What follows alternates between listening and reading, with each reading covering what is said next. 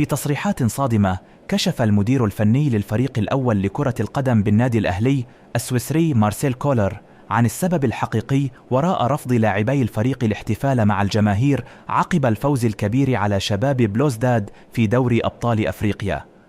وأكد كولر خلال المؤتمر الصحفي أن الإساءات التي تعرض لها اللاعبون قبل المباراة هي السبب الرئيسي وراء هذا التصرف، مؤكدا على أهمية الاحترام المتبادل بين اللاعبين والجماهير.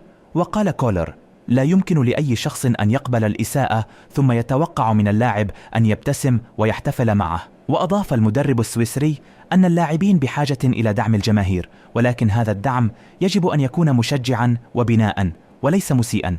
وأشار إلى أن اللاعبين بشر ويمرون بأيام جيدة وأخرى سيئة، وأن من غير المنطقي تحميلهم مسؤولية كل شيء. أكد كولر على أن الأهلي يواجه تحديات كبيرة في الفترة المقبلة، وأن الفريق بحاجة إلى تكاتف جميع الأطراف لتحقيق الأهداف المرجوة. ودعا الجماهير إلى الوقوف خلف الفريق في هذه المرحلة الحاسمة